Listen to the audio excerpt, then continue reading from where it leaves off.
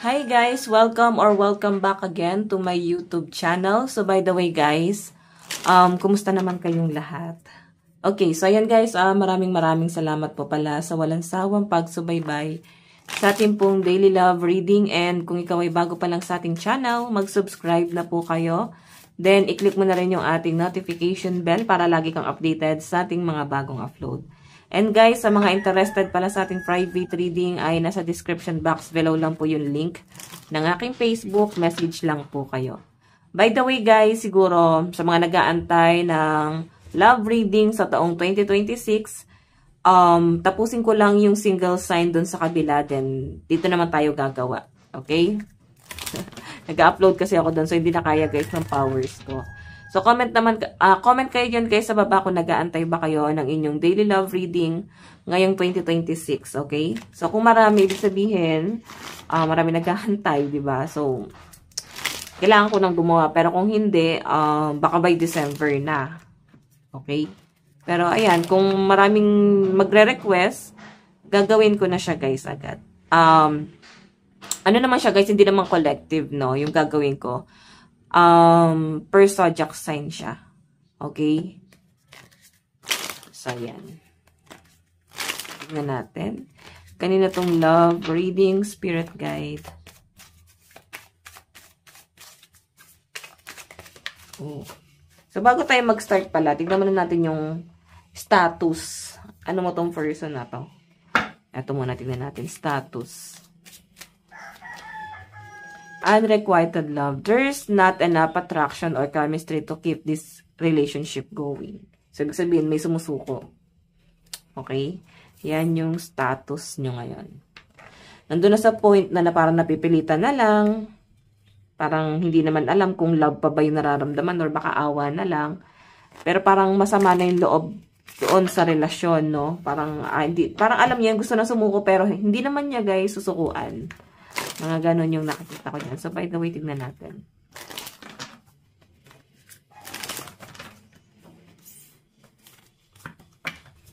Okay.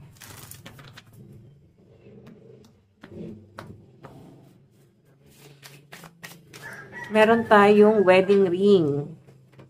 Union, wedding, marriage, soul connection, eternal love, everlasting promises. So, pwedeng asawa mo to. Okay, asawa mo tong taong nababasa natin ngayon. And siguro sa tagal na ng panahon, may mga nananawa na, may mga napoprostrate na doon sa relasyon, parang gusto ng something new, pwedeng hindi na natin-challenge, hindi na kinikilig, wala ng spark, parang nandun na lang sa relasyon kasi walang choice, okay? Or pwedeng sanay na lang din kasi kayo na nandyan siya. Okay? So, pwedeng nafe-feel din niya ng person mo na parang kung ikaw tong attach sa kanya, pwede niyo naman guys i-reverse yung reading, no? Pwedeng siya yung nakaka-feel ng frustration dun sa relasyon. Okay, so tingnan natin ano pa yung ipapakita.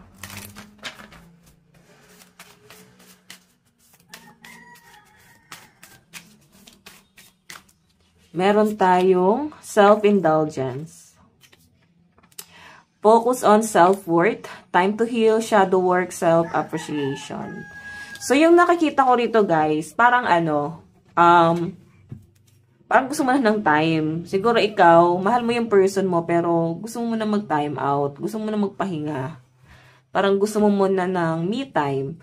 Pero hindi naman ibig sabihin parang i-end na talaga tuluyan to. Siguro, gusto mo lang huminga. Nasasuffocate ka na dito sa relasyon na to. Okay, sa madaling sabi, parang nasasakal ka na. Parang hindi na siya healthy para sa inyo. Okay? Tingnan natin.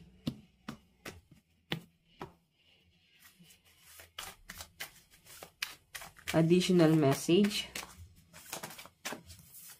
Meron tayong abundance. Keep a positive mindset. Manifest exactly what you want. Gratitude and bliss. Okay, so yun yung nakikita ko dyan, guys. Siguro kasi, hindi mo na nagagawa yung mga gusto mo. Dati, madiskarte ka eh. Pero nung nakilala mo yung person mo, parang naging mahina ka. Baka kasi, guys, energy exchange yung nangyari, no? Pwedeng ganon na, madaming senaryo kasi na ganon yung nangyari Sa mga individual, magtataka ka sa sarili mo na parang malakas naman ako madiskarte naman ako. Kaya ko naman to dati, but ngayon parang hindi ko na kaya. So parang may mga nagbabago. Kasi once na nagkaroon ka ng relasyon guys, tapos mahina yung person na pinili mo sa buhay mo, kumbaga walang lakas ng loob, walang diskarte. Kung madiskarte man guys, pwedeng nakuha nyo yung energy mo. Malakas etong taong tong maka-absorb ng positive energy sa'yo. Nakuha niya yon, then ang nakuha mo naman sa kanya guys is yung mga negative. Yun yung tatawag na energy exchange, no? Na parang kung sino ka dati, hindi mo na nakikilala yung sarili mo. Okay? Yung iba sa inyo pwedeng frustrated kasi nga parang feeling mo, parang di na ako nagiging madiskarte, matalino naman ako dati. Parang ngayon, yung kakayahan nyo is naging limitado. Ganon. So, yung iba sa inyo parang gusto mo na talaga ng time para sa sarili mo, para magawa mo yung mga bagay na gusto mo. Kasi hindi lang to guys, basta sa love life lang nakapokus yung energy mo. Yung nakikita ko kasi guys, yung iba sa inyo pwedeng nagkakaroon kayo ng anxiety, disappointment mo sa sarili mo dahil parang feeling mo hindi mo nakuha yung expectation mo, yung ine-expect mo para sa sarili mo, parang feeling mo nag-fail ka. Pero hanggat bata ka pa, hanggat may buhay guys, magagawa mo pa yung mga bagay na gusto mo. Wag mong i-blame yung sarili mo na baka hanggang dito na lang kayo. Okay? Ngayon, kung pinanindigan mo na talaga sa sarili mo yan, kasalanan mo na. Kasi, yun na yung tinatak mo sa sarili mo na baka hanggang dun ka na lang. Kailangan mo dito ng support ng person mo. Nababalot ng emosyon talaga yung iba sa inyo. So, nakikita ko yung iba dito, parang nagkakaroon ng postpartum. Baka kasi bagong panganak. Kung bakit ganito kayo mag-isip. Yung malaking pagbabago nangyayari sa buhay nyo, like, nung wala pa kayong anak, parang okay pa kayo, tapos nagkakaroon ka na ng mga insecurities. Ang laki ng changes. Okay? Na nangyari pagdating sa personality. By the way, tingnan pa natin.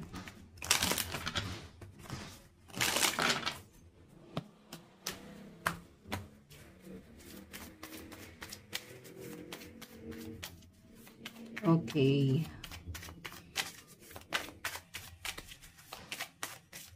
Additional message, meron tayong healthy choice. Making healthy choice in love, in life, self-love, self-care, being happier. So, naniniwala kayo guys sa salitang single man or taken, parehas lang hindi masaya. Kasi ang kasiyahan guys, ang kaligayahan na hinahanap mo, nagsisimula yan sa'yo. Ngayon, kahit may karelasyon ka, malungkot ka pa rin. Kahit single ka, malungkot ka pa rin. So, saan ka nalulugar? So, yan guys is general yung sinasabi ko na yon. Hindi ko dinadirect sa inyo na yun ka talaga, no? So, naniniwala ka sa ganon. Okay? So, kung tatanungin nyo guys, mas unahin mo muna yung sarili mo, i-build mo yung foundation mo, and mahirap kasing sabihin na wag masyado mag-focus dun sa person eh. Lalo na kung siya yung nagiging charging station mo. Kumbaga, sa kanya ka humuhugot ng lakas ng loob, siya yung nagiging motivation mo. Mahirap sabihin na wag ganon. Okay? Kasi yung pinapakita sa akin dito guys, parang mahirap magbitaw ng salita ngayon sa side mo, sa end mo, no? Na parang tapusin na lang to. Kasi parang wala na kayong nagagawa para sa sarili mo. Okay? Or nandun ka na sa point na pinagkait mo na yung mga bagay para sa sarili mo. Like, pinabayaan mo na yung sarili mo, hindi ka na nag-aayos, kakaasikaso sa pamilya mo, kakaasikaso sa person mo, dahil taong bahay. Mahirap guys, no? Sa totoo lang, walang pahinga ang taong bahay. Okay? Mas madali pa nga yung magtrabaho sa labas eh. Oo, mas nakaka-enjoy pa yon. Mas iba talaga yung impact pag naging housewife or kung ikaw ay lalaki is nasa bahay ka. Mas mahirap kasi isipin mo gigising ka, mag-aasikaso ka, para ka magiging katulong sa loob ng bahay. Okay? Magigilty ka pa niya sa sarili mo pag nagbakasyon ka ng isang araw, parang feeling mo nagkukulang ka na sa kanila. Alam mo yung sense of responsibility, yun yung meron ka rito. Parang hindi mo kaya magpahinga ng isang araw. Kasi yung responsibilidad mo sa kanila, hindi mo kayang talikuran kahit isang araw lang. Nagigilty ka pa niyan sa sarili mo. I think yung iba sa inyo, laki na talaga ng pinagbago nyo. Hindi mo na talaga totally kilala yung sarili mo. Tingnan pa natin. Tingnan natin.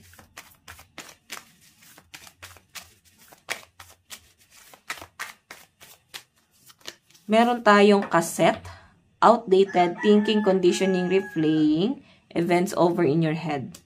So, yung nakikita ko nito guys, yung pag-overthink ng person mo, na parang iniisip niya may mali sa'yo. Iniisip niya ikaw lang yung negative, kasi sa kanya wala namang problema eh. Siyempre, isipin niya walang problema sa kanya. Kasi hindi naman niya pinapakiramdaman ano yung nararamdaman mo eh. Okay? Hindi niya naman nilalagay yung sitwasyon niya sa sitwasyon mo eh. Ikaw lang yung ganon. Kagaya nga na sabi ko guys, negativity yung nakukuha mo kay person mo. Kung masayahin siyang tao guys, nakuha niya na lahat yun sa'yo. Okay? So, hayan. By the way, tignan pa natin.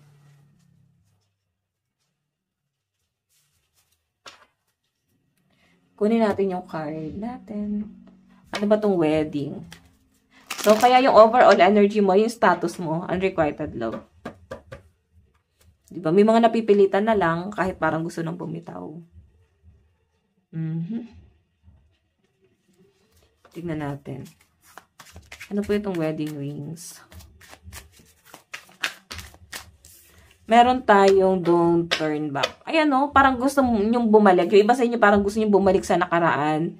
Gusto nyo siguro muna ulit maging dalaga, binata, high school days, college days. Parang kung bibigyan kayo ng pagkakataon na bumalik talaga sa nakaraan, i-enjoy nyo ng bongga. Kasi yung parang walang, ano eh, parang hindi matumbasan ng kahit na anong bagay, yung pagod na mas nararamdaman mo ngayon. Parang gusto mo lang muna talagang i-enjoy. I think yung iba sa inyo, hindi mo kasi ito na-realize. And parang feeling mo, pagkakamali yung mga nangyari, naging matigas yung ulo mo. Tama pala yung parents ko, na parang kailan pala in-enjoy ko muna, something like that. So, yan. Parang meron kayong gustong balikan sa nakaraan na gusto mong i-enjoy or parang dun ka muna. Ano tong self-indulgence? Self-indulgence. Ano po yung self-indulgence? Meron tayong let's go out of our comfort zone. Ayan.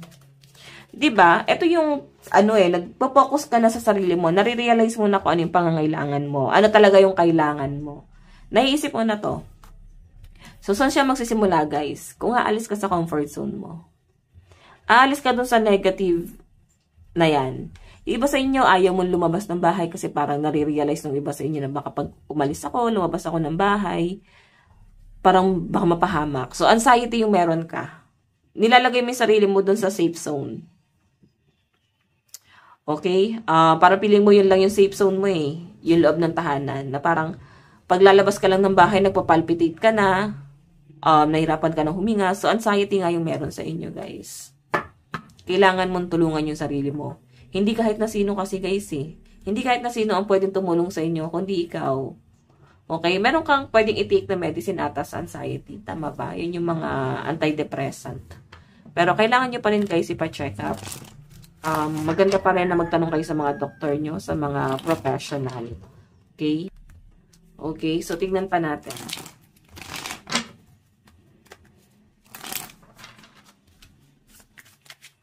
Ano tong abundance? Ano po yung abundance? Meron tayong treat yourself. Eat whatever you want. Ayun no. Siguro nare-realize ng iba sa inyo kung ano yung nagagawa mo dati, nabibili mo, natitreat mo yung sarili mo eh. Ngayon parang siguro hindi na ganun kaayos yung financial din. Or dahil nga limitado na lang. Pwedeng okay din naman yung financial pero nilalaan na lang to sa mga bayarin, sa bills. Pwedeng ganon, okay? So sinasabi lang dyan guys, treat yourself whatever you want. So I think nagre-reminisce ka rito. Iniisip mo yung nakaraan, kung ano yung mga bagay na ipinagkait mo sa sarili mo.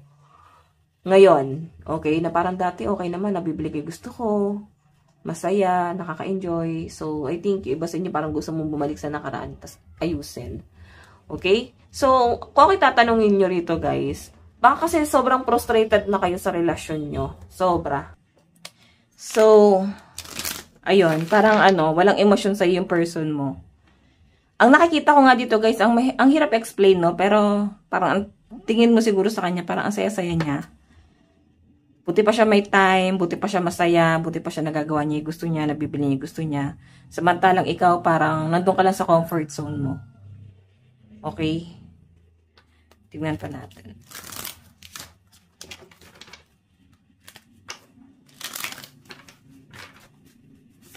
Ano tong healthy choice?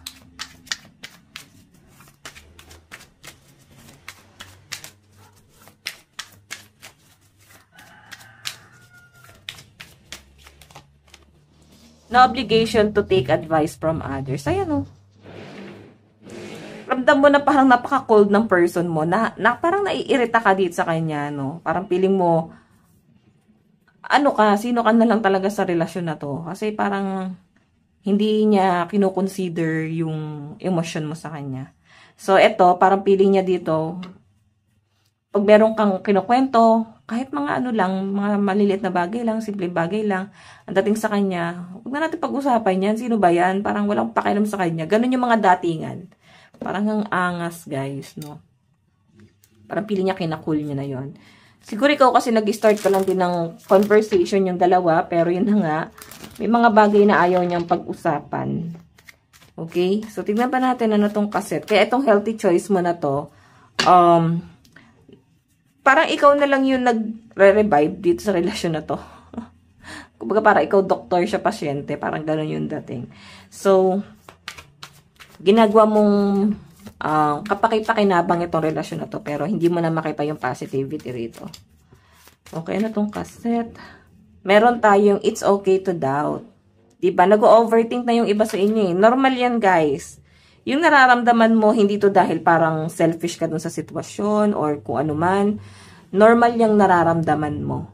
Normal na makaramdam ka ng pagdududa or parang gusto mo na sumuko dito or umalis, normal yon. Okay? Kung nagdududa ka na doon sa person mo, okay lang yon. Kung dapat mo na lang din siyang alisan, kung sa tingin mo is healthy, yung magiging decision mo para sarili mo, do it, no? Kung hindi naman na siya, guys, makakatulong sa inyo at all. So, tanongin mo yung sarili mo, worth it pa ba magstay dito? Huwag na kayo, guys, magpaka-hipokrita dito, hipokrito dito sa taong to. Kasi siya nga masaya Hindi kanya iniisip. So, ikaw nakadepende pa rin sa kanya yung kaligayahan mo. Like, natatakot kang gumawa ng masama kasi iniisip mo, or natatakot kang gawin yung kaligayahan mo kasi iniisip mo yung mararamdaman niya, baka masaktan siya. Ganun So, siya kasi, guys, wala siyang pakialam, no? Doon nagpapaalam siya, pero kung sakaling humindi ka, parang pagtatalunan pa rin.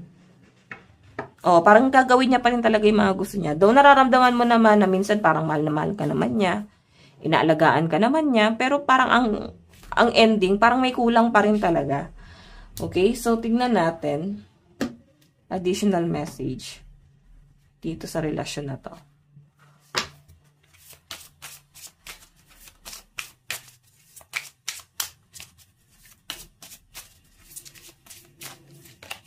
Meron tayong the distorted feminine. So, siguro iba sa inyo, feeling mo, hindi ka na buo. May mga imperfection ka na. Inisip mo na parang siya lang yung magmamahal sa akin, siya lang yung tumanggap sa akin. Para ganon. So, alam nyo guys, kakaisip nyo ng negative sa sarili mo, talagang maling tao din talaga yung makukuha mo Okay, taong hindi ka pahalagahan. Kasi ikaw mismo, naghahanap ka ng someone na uunawa sa inyo. Sa halip na dapat inunawa mo muna yung sarili mo. Okay? So, ayan. Lagi mo iniisip, meron kang imperfection. So, hindi ka pwede maghanap ng someone na mas pasok dun talaga sa standard mo, yung talagang gusto mo. Diba? Na-manifest mo. Sabi ko nga sa inyo, guys, kung meron kang hinihiling na isang tao, iset mo yung standard na yon, then siya yung i-manifest mo. Promise. Totoo yun. Totoo yun. Okay. So, meron tayong soulmate. Ayan, mukhang soulmate mo to Ang hirap i-workout ng soulmate, guys. Lalo na kung galing kayo sa karmic. Tingnan pa natin. Meron tayong sexual freedom. Naku, mukhang ilang beses ka niloko na itong taong to, no? May mga nahuhuli ka, mga cheating, may mga nakakausap, pwedeng may nabalitaan kang parang may mga nagaganap. Parang sex addict siguro tong person mo. Okay? So, titignan natin. Kasi nararamdaman niya. So, by the way, guys, dapat nga hindi na natin tinatanong yan eh. Kasi, malinaw na hindi na worth it. Diba? So, tignan natin. 2 person. So, mga, ano, parang na, malakas yung energy na saga po, mga in relationship pa yung mga nandito. Okay, tignan natin ano ba yung nararamdaman at iniisip niya sa inyo.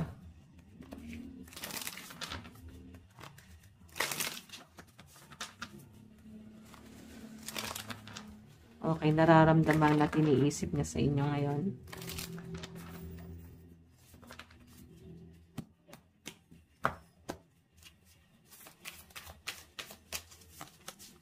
Coffee cup. Meeting and conversing, savoring the moment, feeling uplifted friendship. Oh, nagsimula pala kayo sa landian lang before. I think magkaibigan kayo or nasa circle of friends. Nakikita niya kasi dito parang ka-hook up kayo lang before eh. Or may something na parang nagsimula kayo sa hindi professional or ano ba, siguro sa party or sa Grindr ba tawag doon. Mga dating apps. So parang ang dating sa kanya rito, doon nga lang kita nakilala eh. So parang hindi kanya masyadong nire-respeto. May nakikita akong ugali tong taong tong ganon. Ayan o. Parang ang liit ng tingin niya sa inyo. Tingnan natin. Nararamdaman sa inyo. Meron tayong date. Oh, meron daw someone na makikipag-date. Makikipag-date ata kay person mo. Ay no. Parang marami daw siyang nakadate that time. Marami kayo that time. Hindi lang ikaw, no? Marami siyang kinausap nung panahong naglalandian kayo. Oo. So, siguro nare-realize ng person mo na yun yung naging kaligayahan niya. May time pala ako eh, para sarili ko. Doon pala in-enjoy ko. So, parang bumabalik siya dun sa pagkabata niya. Bumabalik sa pagkabinata, pagkadalaga. Parang dating dito is walang nagbago. Ganon. Walang nagbago sa kanya. Yung responsibilidad niya sa pamilya niya, parang hindi niya yon kino-consider. Kasi iniisip niya rito, sarili niya. Okay. So, tingnan pa natin. Nararamdaman niya sa inyo. Meron tayong healing heart. Ayan, nasaktan din naman pala siya sa inyo, guys. Oh, tingnan natin. Kasi nasaktan mo din daw siya eh. Pwede kasing matagal na tong relasyon nyo, no? Siguro nung una, lagi siya naghahabol, lagi siyang broken-hearted. Balansehin nyo rin, guys. Baka ikaw yung unang nanakit sa kanya, di ba? Ikaw yung unang naging hadera dito sa relasyon na to. Then, ang ending ngayon, pwedeng napagod na, nag-stay pa rin, pero mas naging wala na siyang pakialam.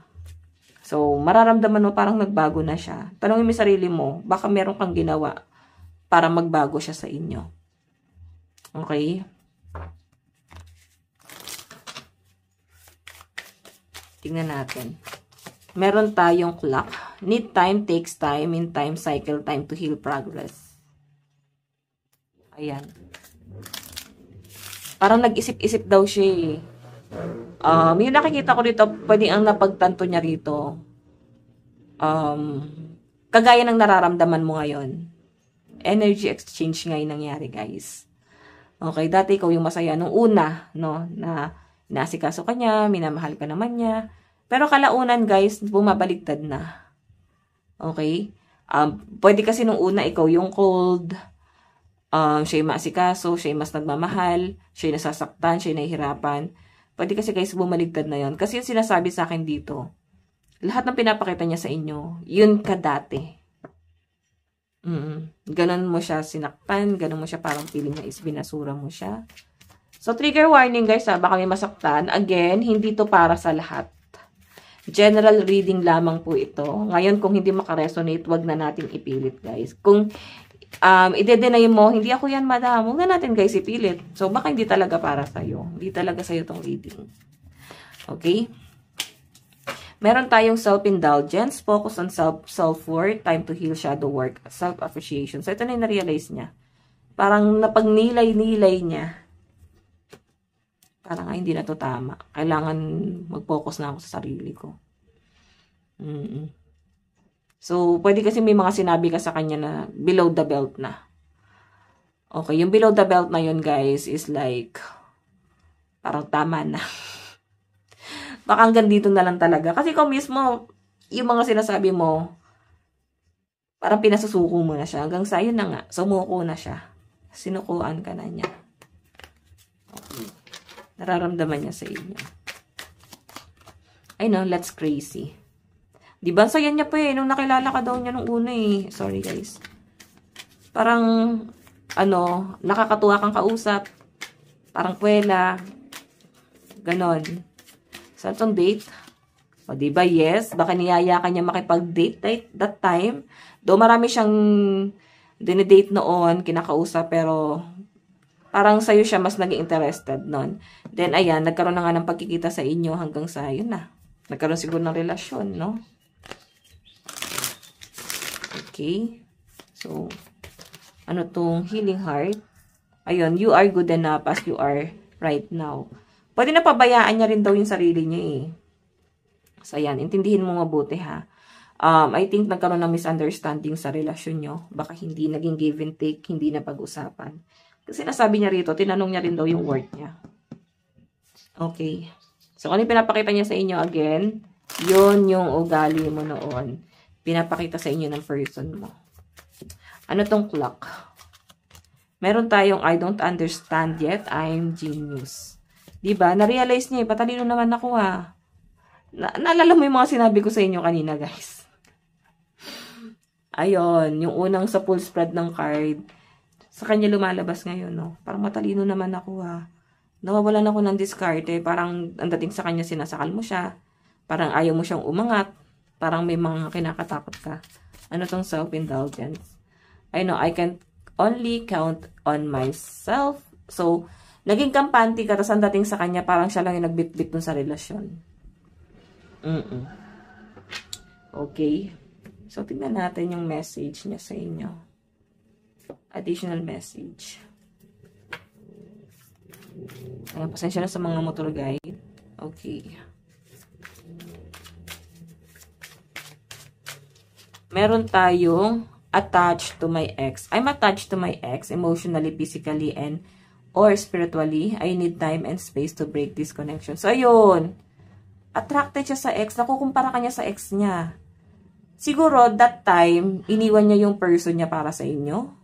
Or pwedeng kayo hiwalay niya lang. Tapos parang feeling niya, mas worse ka kaysa dun sa nauna. Parang mas okay pa pala yun. May mga pagsisisi siya rito, guys. So, isa siguro yun sa mga negative na iniisip mo na parang mahal mo pa yung ex mo, no? Ganon, na parang madalas na pagtatalunan nyo. Or pwede yung ex na yan, baka yun yung naging third party niya. Tingnan natin. And yes, attracted pa rin siya dun. I know, you hurt me. Everything that happened hurt me so much. I need more time to heal. I told you guys. Kaya guys huwag tayong selfish sa relasyon. Lagi tayo dapat nasa balanse. And iwan yung emosyon. Kasi guys, pag emotional, mas nagiging selfish ang tao. Kasi inisip nila yung sakit lang na nararamdaman nila eh. Kaya nga sila nagiging selfish. Kasi inisip lang nila, mag-heal sila doon sa bagay na yon. So, ito, ayan o, masyado ka sigurong emotional nung unang-unang naging kayo. Then, hindi ka aware na nasasaktan mo pala siya. Na parang binibigyan niya lahat sa inyo para lang ma-overcome mo yung emosyon na nararamdaman mo ngayon para maging masaya ka hanggang sa parang feeling niya na ubos na siya. Okay? Kakabuo sa inyo. Kakabuo sa emosyon na hindi naman siya yung gumawa para maging emotional ka. So, Twin Flame, you activated my soul to find my true purpose in destiny in life. You helped me heal in ways no one else could. Thank you for finding me again this time around. Okay, zodiac sign first. Meron tayong Capricorn, Sagittarius, Libra, Scorpio, Virgo, and Leo. Okay, Scorpio, Virgo, Leo, Sagittarius, Capricorn, and Libra energy. Cancer, and Aries energy. Doon tayo sa side mo.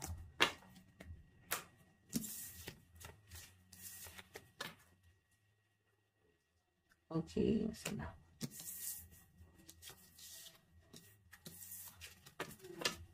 So, gamit tayo na to sa side mo. Nararamdaman mo kay person. I know I was a distraction from your pain. Oh my God. Iba sa inyo, pwedeng aware kayo dito.